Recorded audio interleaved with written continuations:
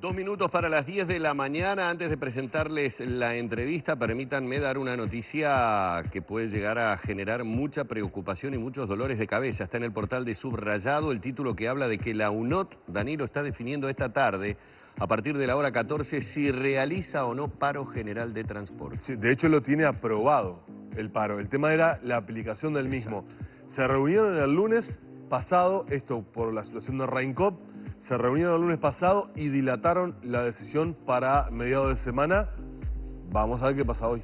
Bien, a partir de las 14 habrá que estar muy atentos a la información que surja nacional, ¿no? desde la UNOT. Estamos hablando de un paro nacional. Paro general nacional de transporte que, reitero, se estaría discutiendo a partir de la hora 14. Ya nos metemos con la sexóloga Rosana Pombo en el tema del día. Bienvenida, Rosana. ¿Qué tal? Buenos días, ¿cómo están? Gracias. ¿Todo bien?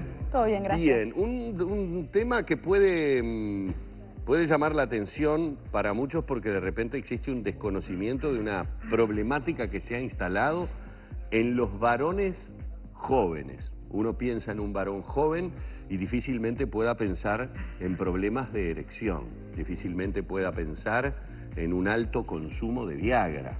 Y uno empieza a preguntarse qué está pasando con nuestros varones jóvenes, si es un motivo de consulta importante, si verdaderamente hay una tendencia a tener complicaciones en varones jóvenes, que primero, Rosana, si te parece, ¿a qué le llamamos varón joven? Situar la edad. Ahí está, bien, vamos a situarlo. Estamos hablando de varones entre 18 a 35 años, Humberto, y que consultan, perdón, con mucha frecuencia. Lo que pasa es que es un problema que genera mucha vergüenza, mucha inhibición, claro, una gran humillación, y al varón le cuesta muchísimo hacer la consulta. Le cuesta, en primer lugar, tomar conciencia de que está teniendo un problema de erección, que no lo está pudiendo solucionar, que no lo puede conversar con nadie porque ni siquiera con sus amigos, o a veces no tiene pareja, o si la tiene tampoco se anima a plantear el problema, sino que lo disfraza muchas veces. Y cuando llega a la consulta, venciendo todas esas barreras, realmente viene con una gran preocupación.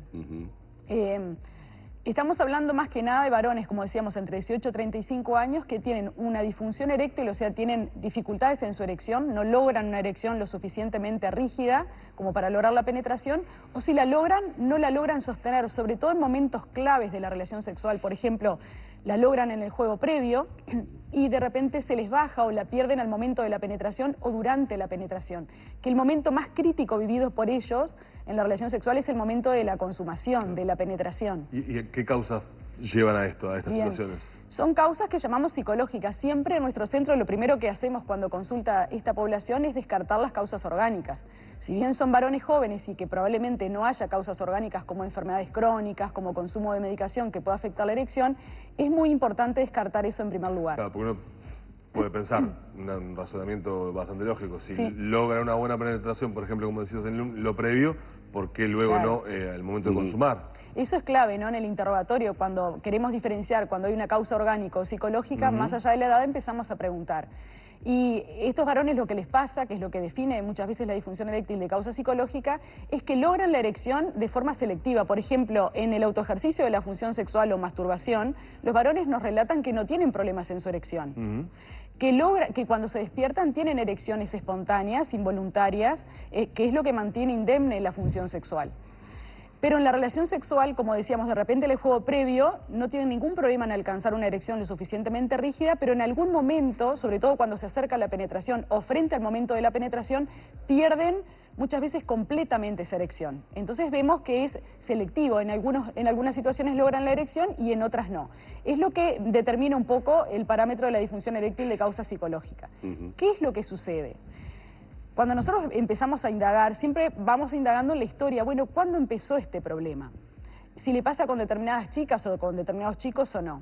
Y en general nos dicen que la disfunción eréctil es de toda la vida, lo que llamamos disfunción eréctil de causa psicológica primaria, de toda la vida, desde su primera relación sexual. Y vamos a investigar qué pasó en esa primera relación sexual, porque el varón, cuando llega, no es consciente de lo que le pasa. Siente que no tiene un control sobre su disfunción eréctil, que no lo puede manejar, lo angustia mucho, pero no sabe cuál es la causa, a qué se debe. Entonces, cuando rastreamos ese origen, en general llegamos al momento del debut sexual, su primera relación sexual. Y ahí encontramos el problema en estos varones que consultan. Que normalmente, normalmente, mal utilizado el término, pero que promedialmente, ¿en qué edad se está dando hoy por hoy el debut sexual del varón?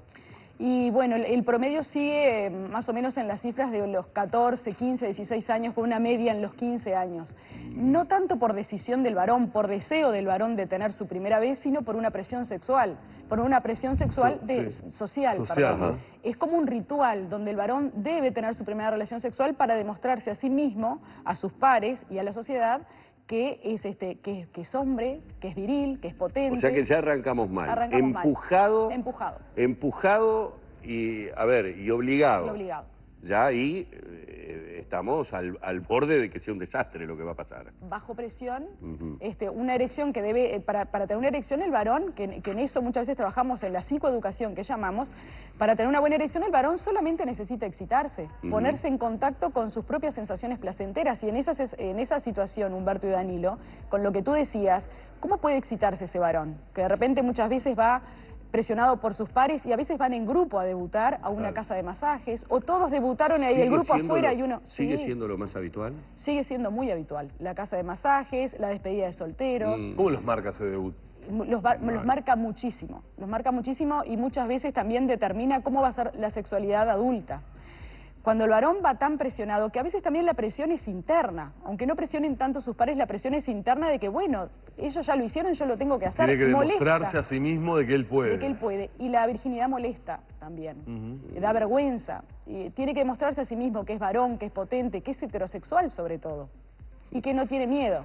Y va con un montón, no va con una expectativa de disfrute, eso es muy importante saberlo, no va con una expectativa de disfrute que va a gozar, sino que va con una expectativa de cumplir, de rendir. Claro. Va con una gran mochila, ellos nos dicen voy con una mochila, con muchos debería.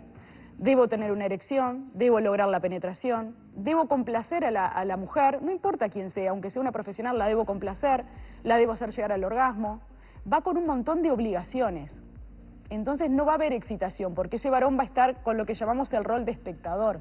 Va a estar como en un rol de observación, de autoobservación, si tiene un adecuado desempeño, si tiene la erección, si la erección es suficientemente rígida, para colocarse el preservativo, que a veces ni siquiera saben cómo, y en el nerviosismo la erección se baja, o la persona, la profesional, se lo coloca. Y ya en esa primera experiencia donde el nerviosismo de la colocación del preservativo genere una pérdida de la erección, podés llegar a quedar marcado para muchísimo, para las siguientes relaciones que tenga. La relación preservativo pasa a ser determinante para muchos varones. Muchos hasta deciden no usarlo, para no pasar por ese momento. Determinante si hay un fallo en la erección en ese debut sexual, porque el varón cuando ve que su erección no se logra, o no es suficiente, o no logra la penetración, el varón lo que siente es que fracasó y no puede ser consciente, interpretar, darse cuenta de que fue la situación de ansiedad, que es un gran inhibidor, es un gran vasoconstrictor de toda la circulación necesaria para lograr la erección. Rosana, y además se da otro caso, y acá estoy atando con otros profesionales que han venido a hablar del problema que tenemos con el consumo del alcohol entre los jóvenes, que esta imagen que nos das de un grupo yendo a una casa de masajes a realizar un debut poco menos que grupal, conlleva muchas veces el consumo de alcohol para desinhibirse, darse valor, etcétera, etcétera.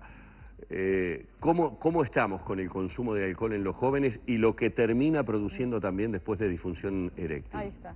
Es muy frecuente lo que tú decís, Humberto, que el varón tome alcohol para desinhibirse, para aflojarse, para ser más extrovertido, y que ya lo viene usando de repente cuando va a los boliches.